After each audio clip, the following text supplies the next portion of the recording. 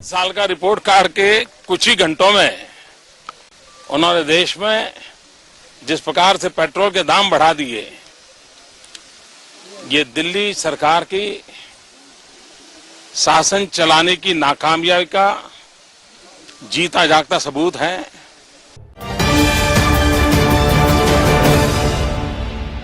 दोस्तों 2014 में एक नारा लगाया गया था, बहुत हुई महंगाई अब की बार मोदी सरकार। इसी नारे के साथ मुल्क के अवाम से ये कहा गया था कि अच्छे दिन आएंगे। क्या यही अच्छे दिन हैं? महंगाई से गरीब की थाली से रोटी छीनने का सिलसिला आज भी जारी है। लोगों की आमदनी घटती जा रही है और महंगाई बढ़ती जा रही है। इस महंगाई में गैस सिलेंडर में 25 रुपये का इजाफा पिछले कुछ दिनों में किया गया, यानी सिर्फ एक माह में कुल 50 रुपये का इजाफा हो गया है और सब्सिडी वाले गैस सिलेंडर की कीमत तकरीबन 1000 तक पहुंच गई है।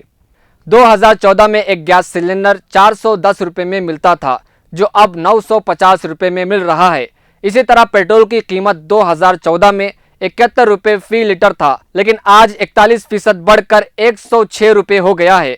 ऐसे ही डीजल 57 रुपये फी लीटर था, जो अब 96 रुपये फी लीटर हो गया है। आखिर ये पैसा कहाँ जा रहे हैं? हुकूमत को इसका जवाब देना होगा। जब कांग्रेस की हुकूमत में पेट्रोल और डीजल की कीमतों में इजाफा हुआ तो उस वक्त की अपोजिशन पार्टी बीजेपी पेट्रोल और डीजल के बढ़ते कीमतों पर एहतजाज किया था, लेकिन आज वो इक़्तिदार में रहने के बावजूद पेट्रोल और डीजल की कीमतों में मुसलसल इजाफा हो रहा है। जब हमारे पड़ोसी देशों में कई गुना सस्ता तेल मिलता है तो आखिर भारत में क्यों इतना महंगा तेल दिया जा रहा है? अगर हम पिछले 10 साल का इंटरनेशनल मार्केट का डाटा उठाकर देखें, हमें ये पता चलेगा कि डिमांड और प्राइस काफ़ी कम हो गया है। जब हुकूमत दूसरे देशों से कच्चा तेल खरीदती है, इसके बाद मरकज़ और रियासत यानी सेंट्रल गवर्नमेंट और स्टेट गवर्नमेंट की जानिब से इस पर टैक्स लगाया जाता है। फिर पेट्रोल पंप वाले कुछ टैक्स लगाते हैं।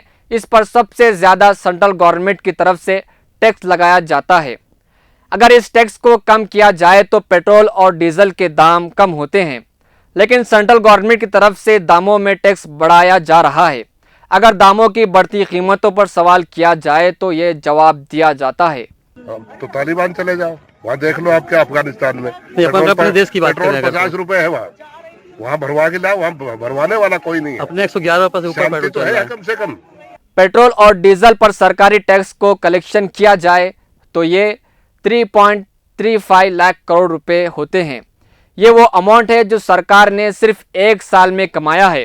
अगर हुकूमत चाहे तो तमाम कर्जात को अदा कर सकती है, लेकिन हुकूमत ऐसा नहीं कर रही है, जिसकी वजह से बेरोजगारी का सैलाब और महंगाई का तूफान ने मुल्क के लोगों की कमर तोड़ रख दी है।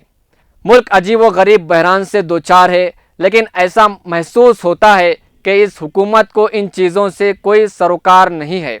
इक़्तिदार पर काबिज लोगों पर इतनी बेहसी तारी है कि ये लोग मुल्क को बहरान से निकालने के लिए अदना कोशिश भी नहीं कर रहे हैं।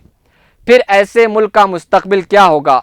मुल्क की मईशत रोज़ बरोज़ कमज़ोर हो रही है। जो लोग मालदार थे, इनकी दौलत में इजाफा हो रहा है और गरीब मज़ीद गरीब तर होता जा रहा है।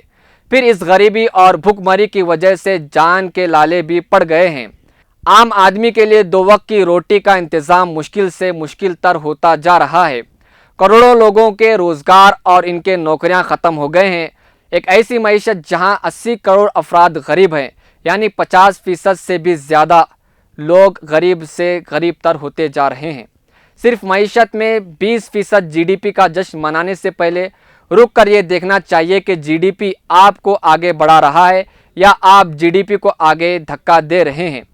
धक्का लगाने वालों में देख लीजिए कि कितने ही ऐसे मजदूर हैं जो नंगे पांव और मजबूर हैं, जो जीडीपी को आगे बढ़ा रहे हैं।